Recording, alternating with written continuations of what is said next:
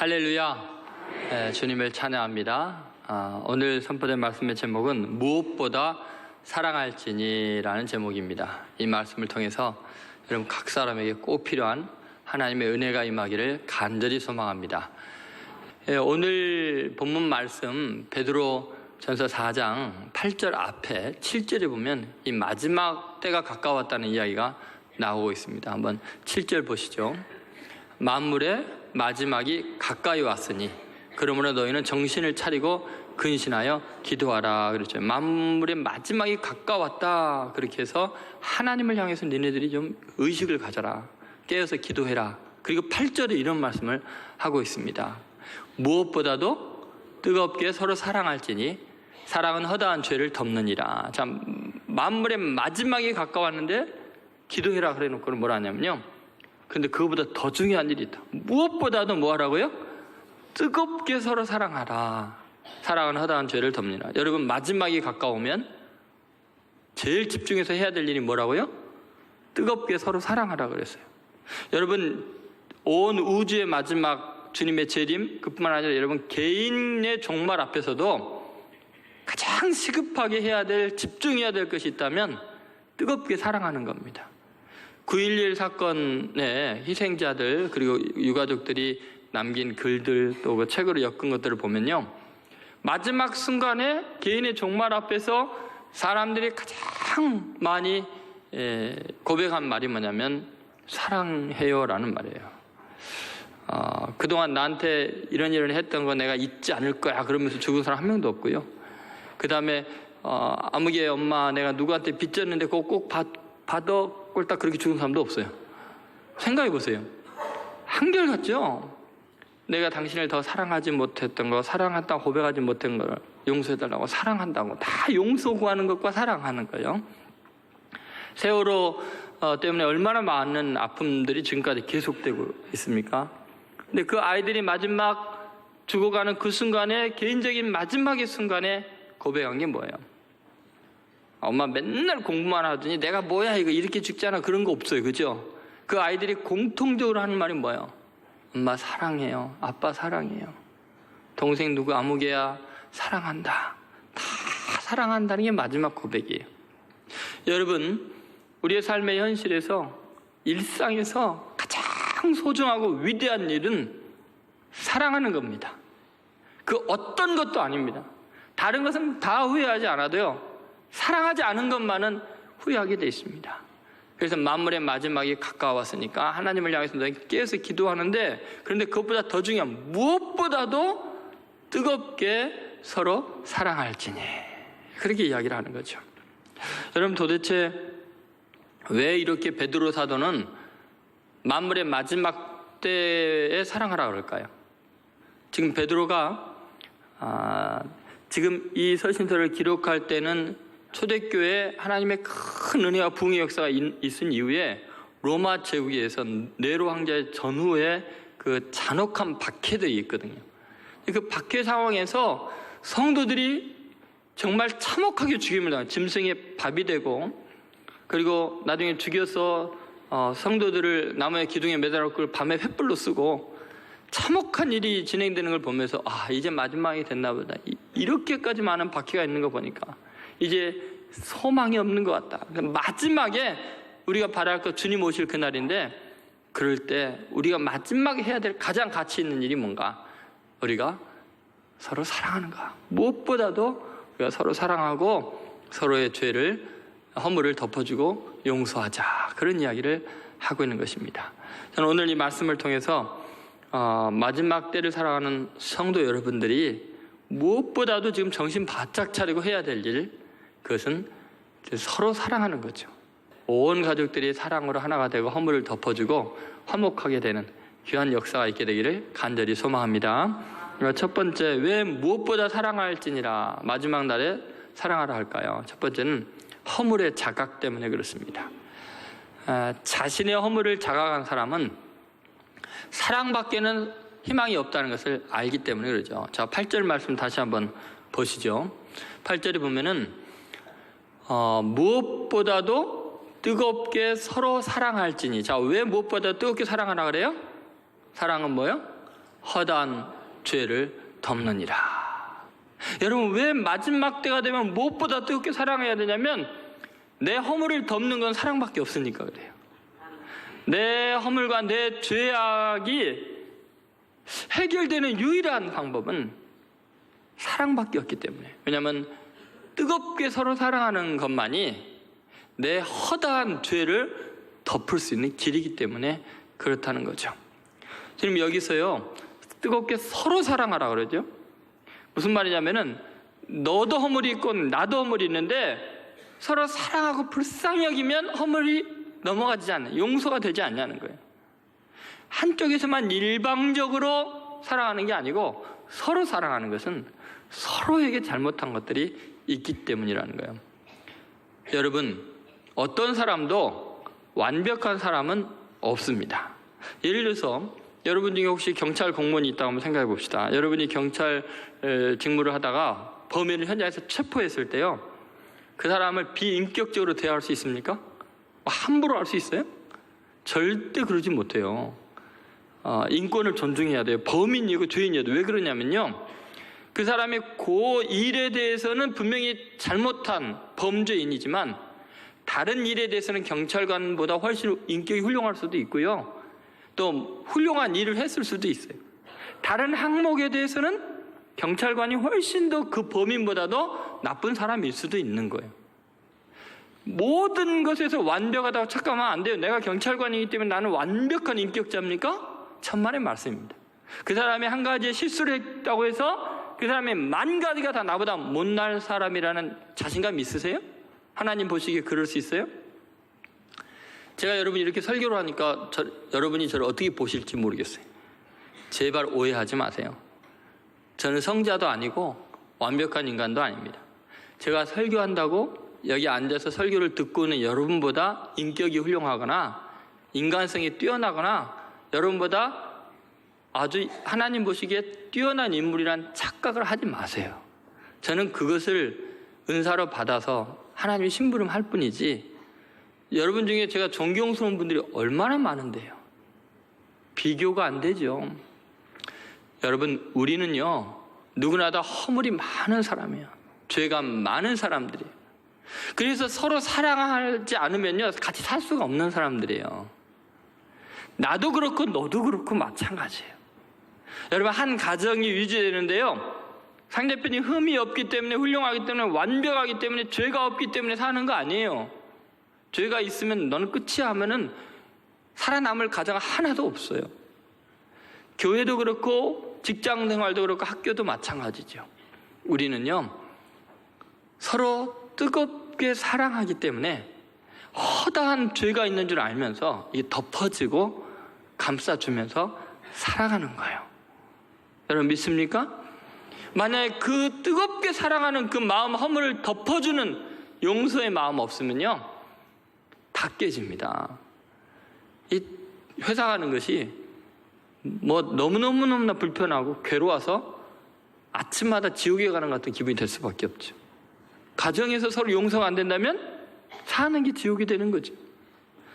여러분, 주님께서 지금 만물의 마지막에 가까울 때 무엇보다 힘써야 되는 게 뭐냐면, 우리는 죄인들이기 때문에, 의로운 사람이 하나도 없기 때문에, 서로 사랑하고 허물을 덮어주는 거 없으면 설 수가 없기 때문에, 희망이 없기 때문에 마지막으로 가장 힘써야 될 것이 피차 뜨겁게 사랑하라는 것입니다. 여러분, 이게 얼마나 중요하냐면 주님이 이 땅에 오셔서 십자가에 죽으시고 부활하신 목적이기도 합니다.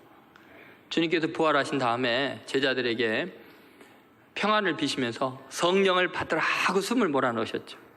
그 다음에 하시는 말씀이 요한복음서에 보면은, 너희가 누구의 죄를 사하든지 너희가 죄를 사하면 사하여질 것이다. 너희가 그들의 죄를 그대로 두면 그들이 있을 거다라는 이야기를 합니다. 여러분, 주님께서 부활하셔서 성령을 주신 이유, 그리고 사명을 주신 게 뭐냐면 서로 죄를 용서하라는 거예요. 온 세상에 죄악이 가득하고 악이 가득하고 실수와 허물이 가득한데, 희망은 너희가 죄사함의 권능을 가지고 죄를 사해 주는 것밖에는 희망이 없다는 거예요. 만물의 마지막이 가까웠는데 하나님 앞에 누가 설 수 있겠냐? 서로 사랑함으로 죄 사함의 권세를 사용하라는 거죠. 여러분, 만약에 이 죄 사함의 놀라운 능력을 사용하지 않으면, 정말 피차 뜨겁게 불쌍히 여기면서 허물을 덮어주지 않으면 우리들은 희망이 없어져요. 예를 들어서 예수님 당시에 이걸 적나라하게 보여주는 사건이, 가늠하다 현장에 잡힌 여인을 바리새인과 제사장들이 예수님 앞에 그 여자를 끌고 온 거죠. 성전에 끌고 와서 돌을 들어서 다 치기 직전이죠. 이런 사람 돌로 쳐 죽이라는데 어떻게 할까요? 예수님께서 땅에 글을 쓰시면서 뭐라 그랬어요? 하도 독촉을 하니까 너희 중에 죄 없는 자가 먼저 돌로 치라. 그랬더니 나이 많은 사람으로부터 얼굴이 빨개져가지고 돌 다 내려놓고 도망갔습니다. 젊은 사람까지. 예수님께서 그 여인에게 이렇게 말하죠. 너를 정죄하는 자들이 어디 있느냐? 아무도 없죠. 다 갔습니다. 나도 너를 정죄하지 않았니? 가서 다시는 죄를 범치 말아라. 여기서 보면요, 그녀를 정죄할 수 있는 사람이 아무도 없다는 거예요. 모든 사람의 죄인이라는 것에서 평준화시켜버린 거예요. 그녀보다 훌륭한 사람 아무도 없다라는 거예요. 그녀를 돌로 칠 자격인 사람 아무도 없다는 거예요. 그녀를 불쌍히 여기고 그녀의 허물을 덮어줬더라면 얼마나 좋았겠습니까? 용서받은 사람은 그녀 혼자고요, 나머지는 다 죄인이라는 인정하에 돌아가게 되잖아요. 허물 덮어주지 않으니까 그들의 죄는 영원히 용서 못 받잖아요. 얼마나 비참해집니까? 여러분, 우리가 다른 사람의 허물을 덮어주지 않으면 우리의 허물이 영원히 용서를 못 받습니다. 그래서 마지막 날 주님 만나기 직전까지 해야 될 일이 뭐냐면 피차 뜨겁게 사랑하는 거예요. 무엇보다도 사랑하는 거예요. 그리고 그 사랑은 허물을 덮어주는 거예요. 돈을 좀 주는 거, 그 사람을 위해서 일을 해주는 거, 그 사람을 위해서 뭐 어떤 추천을 해주는 것보다 더 중요한 게 그 사람의 모든 허다한 죄를 덮어주는 거. 그것이 가장 중요한 일입니다. 찰스 스윈돌 목사님이 이 은혜의 각성이라는 설교집, 산상수훈 설교집에서 이런 이야기를 했습니다. 우리는 다른 사람을 비판하지 말아야 되는데 그 이유가 7가지가 있답니다. 첫 번째는 우리는 모든 사실을 다 알지 못한다. 두 번째는 우리는 그 동기를 다 이해할 수 없다. 세 번째, 완전히 객관적으로 사고할 수 없다. 네 번째, 상황을 완전히 알지 못한다. 다섯 번째, 보지 못하는 부분들이 있다. 여섯 번째, 우리는 편견이 있으며 시야가 흐려질 수 있다. 일곱 번째, 우리 자신은 불완전하여 일관성이 없다. 여러분, 이것들이 굉장히 중요한데요, 우리가 다른 사람을 비판할 수 없는 이유 중에 우리는 무지몽매한 거예요. 그 사람이 지금 어떤 형편이고 어떤 입장이고 어떤 상황인지 전혀 알지 못해요. 부분만 알고 있는데 함부로 평가했다가는 우리가 실수하게 되고, 더 심각한 거는 내 자신도 불안하고 불안정하고 완전하지 못하잖아요. 그런데 남을 어떻게 함부로 평가할 수 있겠습니까? 그렇기 때문에 우리는 살아남는 방법은 딱 한 가지예요. 부지런히 서로 사랑하는 거예요. 마지막 날에 다른 사람 허물 덮어주는 것이 우리의 사명이 되니까요.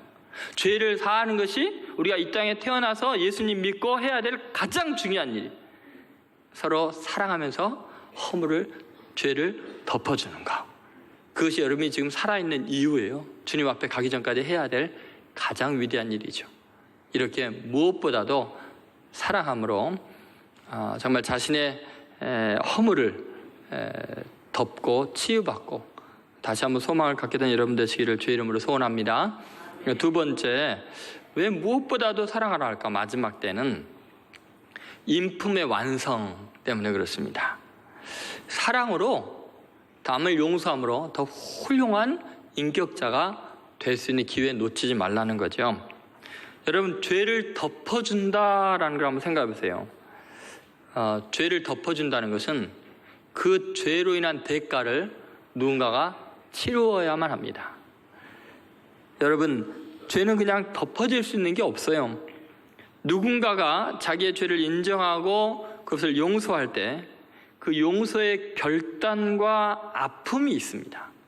죄를 허물을 알면서 덮어준다는 건요, 그 덮기 위한 굉장한 인격적인 결단과 노력이 없으면요 쉽게 받은 상처 그 덮을 수가 있는 게 아니에요. 대단히 인품이 훌륭한 사람만이 자기가 당한 억울한 일에 대해서 허물을 덮을 수 있다는 거죠. 여러분, 베드로를 한번 생각해 보세요. 지금 베드로가 왜 이러한 이야기를 했을까? 베드로는요, 자기가 정말 위대한 인격 앞에서 엄청난 죄를 짓고서도 그 허물을, 그 죄악을 덮어주는 은혜를 경험했거든요. 자, 어떤 경험을 했어요? 예수님께 다른 사람이 다 주님을 부인하고 도망갈지라도 나는 주를 위해 죽겠습니다 해놓고는 계집 여종 앞에서 모닥불 쬐다가 잡혀가시는 예수님 뻔히 보면서 예수님을 부인하고 저주했거든요. 예수님과 눈이 마주쳤어요. 저주하는 순간 닭이 울었어요.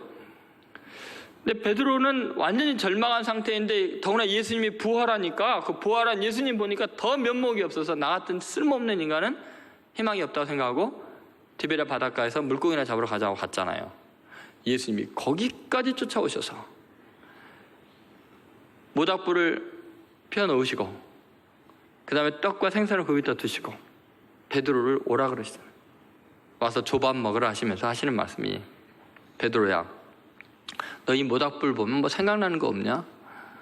너 이 모닥불 앞에서 나 부인하고 저주했지. 몇 번 했니 너? 이렇게 따지셨어요? 허물과 죄를, 현장을 재현해놓고 그 범죄 현장에서 재현하게 하셨어요? 추궁하셨어요? 그러지 않고 뭐라 그래요? 너가 나를 사랑하느냐? 내 양을 먹이라, 내 양을 치라. 여러분, 베드로는요 모닥불만 보면 알레르기 반응이 일어나거든요. 닭울음 소리만 들면 밖에 나서 통곡하고요, 모닥불 보면 막 간질할 정도로 괴로웠을 거예요. 왜요? 그 앞에서 저주했으니. 근데 그 모닥불을 딱 해놓고는 거기서 사랑한다는 이야기만 하시는 거예요. 허물을 다 덮어두시는 거예요. 그리고 예수님이 자신의 살과 피를 상징하는 그 생선과 떡을 그 위에 얹어 놓으시고 대신 희생을 당하고 계시는 거죠.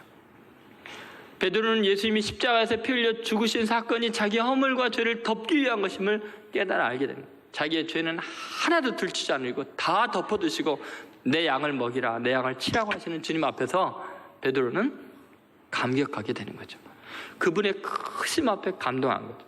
그러니까 마지막 때가 되면 무엇보다도 더욱 사랑할지니, 사랑은 예수님이 날 사랑한다고 물어보시잖아요. 사랑하냐고 물어보는데 그 사랑은 허다한 죄를 덮는 걸 경험을 했거든요. 그러니까 마지막 때 우리의 희망이라는 게 이거구나. 이 위대한 인격, 그분을 본받는 것이 우리가 해야 될 일이구나, 이걸 깨달은 것이죠.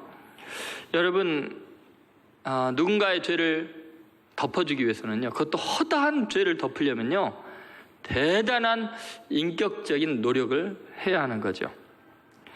자기가 피해자일 때는 이게 더 심각해집니다. 제3자의 문제는 덮어주자 그렇게 이야기하지만 막상요 내가 당해보세요. 이가 쁘득쁘득 갈리겠죠. 그런데 그것이 위대함이에요. 자, 요셉을 생각해보세요. 우리가 요셉이 훌륭하다고 하는 것은 그가 하나님과 동행했다, 지혜로웠다, 이 모든 걸 떠나서요, 요셉이 가장 하나님 눈에 훌륭한 점은 뭐냐면 자기를 노예로 팔아넘긴, 자기 인생을 완전히 망친 그 형들을 향해서 허물을 들추지 않았다는 거예요. 보디발 장군의 아내, 그녀가 자기 인생을, 그렇지 않아도 힘겨운 인생을 죄수로 감옥으로 억울하게 쳐넣었을 때 보복하지 않아요. 총리 대신이 되었을 때 그들이 다 엎드렸을 거 아니에요. 다 살려달라고, 양식 달라고 왔을 때 고개 들어라, 내가 누군지 아느냐, 니네가 무슨 짓을 했는지 기억 안 나느냐 하면서 그 죄를 들출 수 있잖아요. 근데 뭐라 그래요? 그 형들이 벌벌 떠는 걸 보면서 형님들이 나를 팔았으므로 놀라지 말고 두려워하지 마소서. 하나님께서 나를 형님들보다 먼저 보내셔서 만인의 생명을 구원하게 하셨습니다. 형님들은 나를 팔았다고 생각하지만 그는 형님들의 허물이 아니고 하나님이 섭리하셔서 나를 파견한 것입니다. 허물을 덮지 않아요. 완전히 덮어버리죠. 그리고 사랑으로 그들을 내가 형님들과 형님의 자식들 다 먹여 살리겠습니다, 이렇게 이야기를 하지요. 여러분, 요셉이 얼마나 훌륭한 인격자인가가 드러나는 거죠. 그렇게 가슴 아픈 세월을 보내고 억울하게 젊은 시절을 노예와 죄수로 다 인생 탕진했는데 그걸 분해하고 억울하는 게 아니라 그 상대편의 허물을 다 덮어주는 거죠. 보디발 장군 불러놓고 네 아내가 어떤 여자인 줄 아냐 그러지 않았어요. 그죠? 그만큼 요셉은 상대편의 죄와 악함 속에서 자신의 인격의 고매함과 큰 포용성을 드러내주고 있었던 거죠. 그것이 바로 마지막 때 우리가 억울한 일을 당했을 때 하나님이 우리에게 기대하고 있는 놀라운 이야기죠. 베드로는 이걸 깨달은 거예요. 자기가 경험한 대로. 그래서 무엇보다도 뜨겁게 서로 사랑할지니 사랑은 허다한 죄를 덮느니라 그런 거죠. 여러분, 세종대왕 때 이런 일이 있었습니다. 손민이라는 아이가 있었는데 계모가 아주 천덕꾸리 같이 여겼습니다. 그래서 이 계모가 데려온 아이가 2명 아들이 있었는데 이 2명에게는 추운 겨울에 솜옷을 해줬어요. 그런데 이 민손에게는 이 갈대옷, 여름에 싸게 입는 갈대옷을 해 입힌 거예요. 그러니까 뭐 추워서 겨울 내내 벌벌 떱니다. 그런데도 한 번도 불평이 없는 거예요. 어느 날 아버지가 이제 손에게 이렇게 말합니다. 민손아, 내가 지금 관청에 가야 되니까 네가 수레를 좀 끌어줄 수 있니? 네 아버님. 그리고 수레를 끌려는데 막 벌벌 떠는 거예요. 달달달달 떨어서 아니 너 어디 춥니? 너 왜 그러니? 그랬더니 아버님 아닙니다. 괜찮습니다. 그럼 이제 수레를 끌고 가는데 너무 떠니까 수레가 막 흔들리는 거예요. 달달달달달. 그래서 아버지가 잠깐 좀 멈춰봐라. 너 좀 이리 와봐라. 너 그렇게 춥니? 이리 와봐라. 너 옷을 어떻게 입었길래 그래? 하고 옷을 만져보니까 이게 솜옷이 아니고 갈대옷인 거예요. 너무너무 충격을 받았고 너 이 추운 겨울에 그럼 여태까지 이러고 살았니?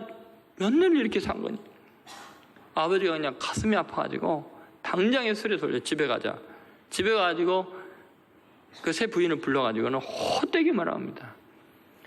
아무리 사람이 인정이 없어도 그렇지 당신이 안 낳았다고 제 애 엄마 없이 자란 애를 불쌍히 여겨야지 어떻게 이렇게 차별하면서 괴롭힐 수 있냐고 당장에 보따리에서 나가라고 쫓아내버립니다.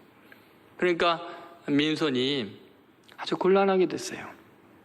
아버님께 이렇게 말합니다. 아버님 어머님 쫓아내면 안 됩니다. 어머님이 안 계시면 새 아들이 추위에 떨게 됩니다. 어머님이 우리 집에 계시면 한 아들만 떨면 되지 않습니까? 그 이야기를 듣고 있다가 이 계모가 가슴을 치면서 통곡을 합니다. 선아 미안하다. 나는 너에게 이렇게 못되게 굴었는데 너는 내 아들들까지 생각을 하고 있었구나. 선아 미안하다. 통곡을 합니다. 여러분 한번 생각해 보세요.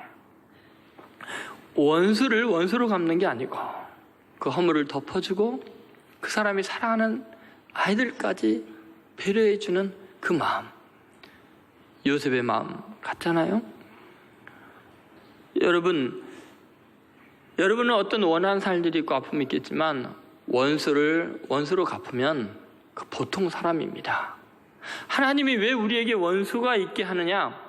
집안에서건 직장에서건 교회에서건 사회에서건 왜 나를 괴롭히는 사람이 있게 하시느냐? 왜 그걸 허용하실까? 하나님은 공의를 이루고 정의를 이루는 것보다 더 놀라운 차원을 이루기를 원하세요. 사랑의 세상을 만들고 싶은 거예요. 그 용서와 사랑을 통해서 원수까지 눈물을 흘리게 되고 감동하게 하고 얼굴이 붉어지게 하는 새로운 세계를 열어놓고 싶은 거예요. 사랑의 세계. 그래 예수님은 당신을 향해서 저주하고 침뱉고 십자가에 못 박는 그들을 향해서 놀라운 이야기를 하시잖아요. 아버지 저들의 죄를 사하여 주옵소서. 자기들이 하는 일을 알지 못함입니다. 그래서 로마의 백부장 예수님이 십자가에 못 박았던 그 사람이 통곡을 하면서 이는 진실로 하나님의 아들이었도다 고백하게 하잖아요. 여러분 잠언 10장 12절에 이런 말씀이 있습니다. 같이 읽어보겠습니다. 미움은 다툼을 일으켜도 사랑은 모든 허물을 가리느니라. 여러분, 미움으로 반응하시겠습니까? 아니면 사랑으로 반응하시겠습니까? 다툼을 일으키겠습니까? 모든 허물을 덮어주겠습니까? 여러분, 그리스도 예수로 덧입혀서 사람을 봐야 합니다. 얼마나 이 사람을 사랑했으면 예수님이 십자가에서 이 사람을 위해서 피 흘려 죽으셨을까?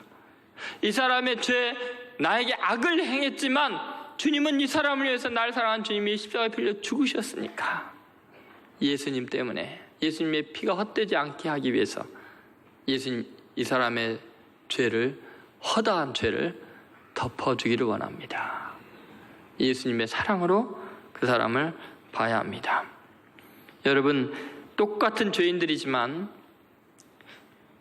허다한 죄를 덮는 사람은 똑같은 죄인이었던 사람이 그 죄 때문에, 그 악 때문에 성자가 될 수 있습니다. 예수님을 닮고 하나님의 자녀가 되는 영광을 누릴 수 있는 기회는 마지막 때의 핍박과 악한 사건에 대해서 우리가 사랑으로 용서할 때, 허물을 덮어줄 때 일어나는 기적이죠. 하나님은 여러분이 부자가 되는 것보다, 굉장한 지식이 있는 사람이 되는 것보다 이렇게 마음이 크고 사랑에 충만한 사람이 되는 것을 기뻐하시는 줄로 믿습니다. 주님이 마지막 날에 기대하는 이런 멋진 사람이 될 기회를 삼으세요. 5월 달에 이제 4월 마지막 2주간에요. 전화 다 하세요. 미안하다고, 용서한다고, 사랑한다고. 그래서 세상을 감복시키는 귀한 성도들 되시기를 주의 이름으로 소원합니다. 마지막으로 무엇보다 사랑하랄지니. 왜 그러냐? 사랑의 자유 때문에 그렇습니다. 여러분, 진정한 의미의 우리가 자유를 얻으려면 사랑으로 용서받은 그 놀라운 그 자리에 머물러 있어야 됩니다. 죄 사함이 여전히 유효한 세계 속에 있어야 됩니다. 도대체 이게 무슨 이야기일까요? 여러분, 우리가 주님께로부터 죄 용서 받은 것이 유효해지려면 그 용서의 체계 속에 우리가 들어가 있어야 됩니다. 다시 말해서 사랑의 세계 속에 있어야만 우리는 사랑을 계속해서 받을 수 있는 거죠. 율법과 증오와 저주의 세계, 그 속으로 들어가면 그 체계 속에서 그러한 대우를 받게 되어 있기 때문에 그렇습니다. 자, 이것을 쉽게 설명하면 이렇습니다. 무엇보다도 사랑할지니 사랑은 허다한 죄를 덮느니라. 이 죄를 덮는 이 모습이 그대로 일어난 사건이 창세기에 있습니다. 노아라는 당대 의인이었던 사람이 전 세계가 죄로 멸망당하는데 그 가족만 살아남았잖아요. 그리고 첫 수확으로 포도나무에서 열매를 따고 그걸로 술을 만들어 먹고는 술에 취해가지고 막 속이 열이 나니까 얼굴이 빨개져가지고 그냥 뭐 어쩔 줄을 몰라 하다가 아마 취한 김에 옷을 다 벗었나 봐요, 홀라당. 그럼 뭐 가족밖에 없으니까 홀라당 벗어도 뭐 별 문제 없을 것 같아서 그랬는지 모르겠지만 벗고 쓰러져서 골아 떨어져 있는데 그의 아들 중에서 함이 우연히 지나가다 그걸 본 거예요. 보고는 가서 자세히 보고는 이제 아버지 흉을 보기 시작합니다. 아버지가 벌거벗고 누워있는데 어쨌다 하면서 자기 형제들한테 이야기합니다. 그랬더니 다른 형제들이 너무 마음 아파하면서 자기들의 옷을 벗어가지고 뒷걸음질 쳐서 아버지가 누워있는 곳에 어딘지에서 가가지고 그 아버지 하체를 보지 않냐고 자기들 옷으로 그 허물을 다 덮어줍니다. 나중에 이제 노아가 잠이 깨서 보니까 그 사실을 이제 알게 되잖아요. 그렇게 의인이었던 노아가요, 두 아들에 대해서는 축복을 어마어마하게 합니다. 셈과 야벳에 대해서. 그리고는 함의 행위를 기억하면서 이렇게 저주합니다. 함은 자기 형제들의 노예가 되고 노예들의 노예가 되기를 원한다. 여러분, 그렇게 의인이요, 그렇게 착했던 사람이 자기 아들이 자기의 허물을 덮어주지 않고 그 허물을 사람들이 자기 자식들이 이야기했다는 이유 때문에 저주의 저주를 하는 거예요. 여러분, 이게 의미하는 바가 뭘까요? 왜 이렇게까지 노아가 그렇게 화를 냈을까요? 왜 저주를 했을까요? 다른 사람의 허물을 덮어주지 않는 것이 얼마나 무서운 죄인가를 성경이 드러내고 있는 거죠. 의인이었다는 노아마저도 성질 더러운 거죠. 그것이 우리들의 모습이죠. 그래서 여러분, 남의 허물을 들춰내는 건요, 노아 같은 의인도 그렇게 화나게 하는데 별로 노아처럼 의인도 아닌 사람 죄의 허물 들춰냈다가요, 여러분 큰일 납니다. 근데 문제는 뭐냐면 그 남의 허물을 내 입으로 이야기할 필요가 뭐가 있어요? 덮어줘도 하나님이 필요하면 다 들춰내십니다. 굳이 그 일을 할 필요는 없어요. 근데 중요한 건 뭐냐? 이게 왜 중요하냐면요, 성경 전체에서요 가장 중요한 죄, 용서받지 못한 죄가 뭐냐면 다른 사람의 죄를 심판하는 죄입니다. 다른 사람의 허물을 들추는 죄를 가장 심각하게 생각합니다. 왜 그런지 아세요? 예수 그리스도께서 이 땅에 오신 목적은 인류의 모든 죄악을 도말하기 위해서 오신 거예요. 죄의 값으로, 하나님의 어린 양으로 십자가에 피 흘려 죽으심으로, 보혈을 흘리심으로 우리의 모든 죄는 단번에 영원히 사함을 받았습니다. 그래서 여러분, 우리가 심판을 받게 되는 것은 우리가 무슨 죄를 지었느냐로 심판을 받는 게 아니에요. 예수님이 우리의 죄를 위해 죽으시기 전에는 그랬지 모르겠지만 죽음 이후에는 우리가 무슨 행위를 했느냐로 심판받는 게 아니라 그 행위에 대한 죄는 예수님이 대가를 치렀기 때문에 용서를 받았는데, 문제는 뭐냐? 그럼 어떻게 사람에 대한 심판이 진행이 되느냐? 내가 어떤 식의 심판을 받기를 원합니다 하고 내가 선택하는 거예요. 내가 하나님 앞에서 나는 이러한 정도의 심판을 받고자 합니다라고 자기가 결정하는 거예요.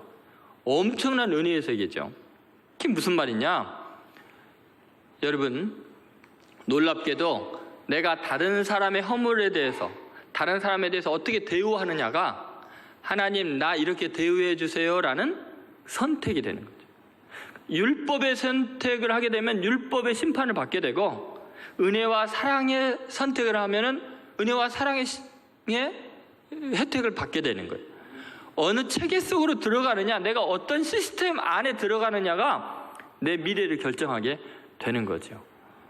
여러분, 이게 지금 제 이야기가 아니고 성경 전체의 아주 중요한 복음의 본질적인 이야기입니다. 여러분, 마태복음 6장 12절에 주님께서 친히 우리에게 주기도문을 통해서 알려주신 말씀이죠. 한번 6장 12절 읽어보겠습니다.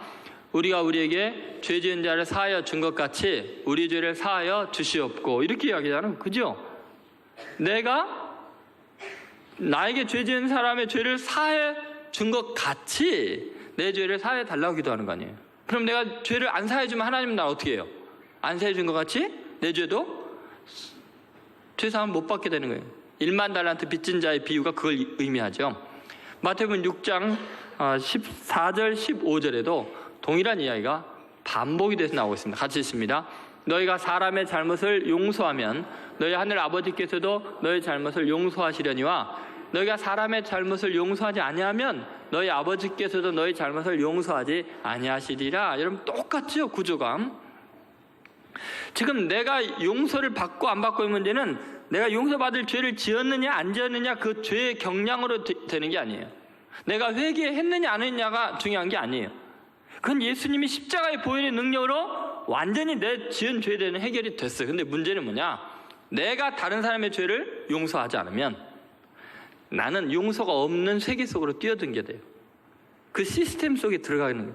나는 이런 시스템에서 살고 싶습니다. 율법의 세계 속에 살고 있습니다. 이렇게 되는 거예요. 그러면 하나님 아버지가 네가 원하는 대로 그렇게 해줄게. 네가 남의 죄에 꼬치꼬치 따진 것처럼 나도 너 죄 따질게. 그래서 마태복음 7장 1절 2절에 그렇게 비판하지 말라는 이야기가 나오는 거죠. 자, 같이 읽어보겠습니다. 비판을 받지 아니하려거든 비판하지 말라. 너희가 비판하는 그 비판으로 너희가 비판을 받을 것이요 너희가 헤아리는 그 헤아림으로 너희가 헤아림을 받을 것이냐. 남을 대하는 그대로 네가 그렇게 대우를 받는다는 거죠. 다시 말해서 내가 비판을 할 때 무조건 좋은 이야기 해주고 용서하고 사랑하면은 하나님도 나에게 그런 비판을, 그런 헤아림을 하지만 내가 철저하게 따지면 하나님도 이렇게 따지겠다. 그러니까 여러분, 놀랍게 이 복음의 능력이 얼마나 위대하냐면요, 모든 인간이 자기가 심판받는 기준을 자기가 정하고 있는 거예요. 다시 말해서 여러분이 지금 이 복음의 능력이 얼마나 놀랍냐면요, 주님 내가 내 죄를 잡아가니 용서해 주옵소서라고 기도하는 그걸로 내 죄가 용서받는 게 아니에요. 근본적인 건 뭐냐면 내가 다른 사람의 죄를 용서하는 걸 통해서 하나님은 나를 용서한다는 거예요. 예수 그리스도의 용서가 유효하게 하겠다는 거예요. 무슨 말인지 아시겠습니까? 여러분, 우리가 주님을 그 용서를 믿는다면, 내가 용서받는 걸 믿는다면 다른 사람도 주님의 보혈의 능력으로 용서받은 것을 믿어야 돼요. 만약에 내가 다른 사람의 죄를 용서할 수 없습니다, 저런 놈은 벌을 받아야 됩니다 라는 것은 예수님이 십자가의 보혈의 능력이 그 사람에게는 해당이 안 됩니다 라는 말이거든요. 그러면 예수님의 십자가를 거부하는 거고 예수님을 부인하는 게 되잖아요. 그럼 예수님 없는 세계 속에서, 십자가가 없는 세계 속에서 심판을 받을 수밖에 없어요. 그래서 여러분, 기독교의 복음은 놀라운 이야기예요. 하나님이 우리에게 주신 은혜가 얼마나 놀라우냐, 내가 결국은 남에게 어떻게 대우하느냐에 따라서 내가 대우를 받게 된다는 거예요. 그래서 이걸 기독교 황금률이라고 하죠. 너희가 남에게 대접을 받고자 하는 대로 너희도 남을 대접하라. 이것이 율법이요 선지자니라. 나를 판단하는 율법, 나를 정죄하는 선지자, 그것이 뭐냐? 내가 남에게 대접을 받고자 하는데 남을 대접하는 것에 따라서 내가 그런 대우를 받게 되는 거죠. 그러니까 여러분, 만물의 마지막에 가까웠을 때 무엇보다 열심히 해야 되는 게 뭐냐면 무조건 사랑하는 겁니다. 무조건 더 허물을 덮어주고 죄를 용서하는 겁니다. 그러면 주님이 마지막 때에 우리를 어떻게 하겠다는 거예요? 덮어주고 사랑해 준다는 거죠. 여러분, 이걸 왜 포기하세요? 아니, 왜 그거 꼬치꼬치 따지다가 하나님께 따짐 받으면 어쩔래요? 여러분이 현미경과 망원경과 전자망원경 가지고 남의 죄를 끌어와서 자세히 살피면 하나님도 여러분을 현미경과 망원경으로 본다니까요. 그거 어떻게 감당하시려고 그래요? 그냥 덮어주고 안아주고 사랑하면 하나님도 그러실 거 아니에요. 사도 바울은 이걸 경험을 했고 이게 얼마나 중요한 원리인지 우리에게 이렇게 말합니다. 골로새서 3장 13절 말씀입니다. 같이 읽습니다. 누가 누구에게 불만이 있거든 서로 용납하여 피차 용서하되 주께서 너희를 용서하신 것 같이 너희도 그리하고, 이렇게 분명하게 이야기하죠. 주께서 너희를 용서하신 것처럼 남한테 불만이 있어도 서로 피차 용서하라는 거죠. 에베소서 4장 32절에도 반복해서 이야기합니다. 같이 읽습니다. 서로 친절하게 하며 불쌍히 여기며 서로 용서하기를 하나님의 그리스도 안에서 너희를 용서하신 것 같이 하라. 그죠? 서로 용서하라고, 불쌍히 여기라고. 왜요?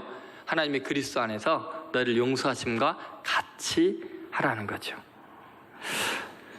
여러분, 우리가 어떠한 세계 속에 있기를 원하는가 다시 한번 결정하셔야 됩니다. 우리가 그동안 사랑에 대한 메시지를 듣습니다. 이게 거룩한 사랑의 이유가 뭐냐? 내가 어떻게 사랑하느냐가 하나님이 나를 어떻게 사랑하냐를 결정하니까요. 대단히 중요한 복음입니다. 여러분이 누군가를 사랑하고 용서하면 갑작스럽게 죽어도요 두려울 게 하나도 없어요. 왜요? 그런 은혜 세계 속에 내가 있기 때문에 그런 겁니다.